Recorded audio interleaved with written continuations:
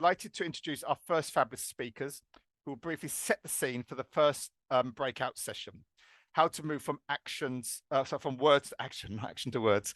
So a huge welcome to Chelsea Sprong and Jeffrey Crawford, both from Beazley, who you can see there are bronze trailblazers for Race Equality Matters, the parent company of a global specialist insurance business. Please unmute yourself, Chelsea and Jeffrey. Thank you.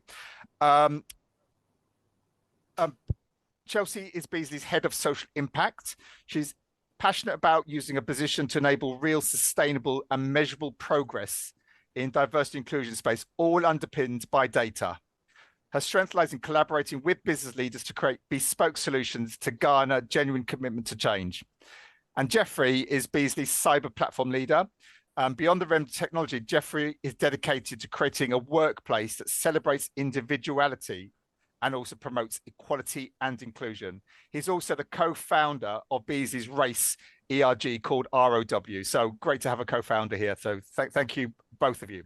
So as we said, we've got 3 minutes to go through all of this. So the first question is, how did Beazley move from words to get its people to move from words to action?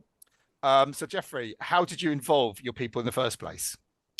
Yeah, thank you. So we began focusing on ethnicity after hearing from our employees through the engagement survey that we run annually. And with the success of our gender targets, we decided to take a similar approach for ethnicity.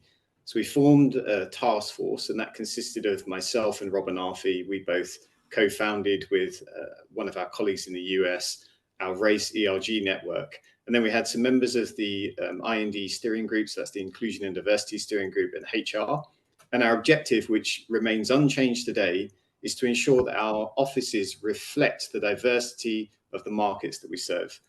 But given that we've got a global operation, we face the challenge of describing ethnicity without causing offence. So then we engaged a wider ERG from all of our global offices to determine the best language for communicating our ethnicity goals. Brilliant, thank you. So I think what's important, Chelsea, what will determine success? Yeah, so data is absolutely key. We analyze our representation data quarterly. We do deep dives into joiners, leavers, retention, turnover, promotions, internal moves. We have an inbuilt trigger in our compensation system to ensure that managers aren't awarding unequal remuneration when it comes to ethnicity. Each of our exec members has a bespoke objective. This might be, for example, focusing on the development of Black talent if Black employees are underrepresented in their particular leadership team, or focusing on the recruitment of ethnic minority talent if that's been identified as an area of improvement. Our goals and targets are evolving. As Jeffrey said, they're based on the communities we operate in. We want to ensure we're continually reflecting those communities. And then in April, we'll be announcing whether or not we've met those goals and then what our new goals are going to be based off updated data. So a lot of transparency and accountability there. So thank you for that. So you hear a lot about education. So how have you supported and educated this drive to change? So we have taken an approach where each department really needs a different approach. Some teams are going to find it harder to become more racially diverse, depending on perhaps the skill set they hire, the diversity of that particular talent pool, where they might be located in the world. So we have bespoke goals and bespoke support in place depending on where each team is. Myself and the learning and development team conduct regular workshops, regular training for managers, leaders, for peers. And then our race network really helps drive awareness and celebrate inclusion. And we actually held our first industry-wide event celebrating Diwali last year, which had great reviews, bringing the industry together. Training has included race fluency training, as Jeffrey said, removing that fear of getting it wrong or causing offence. That was quite important to help move progress. And we've also trained our recruitment partners on what our expectations are. One of the good things that we've done is work with our marketing and internal communications team to make sure they're actually continually highlighting the great ethnically diverse role models that we have in the company. Brilliant, thank you. And I think we hear often you've got Black History Month, Race Equality Week, and then I call it people put it back in the box. So how do you keep momentum going throughout the year, Jeffrey?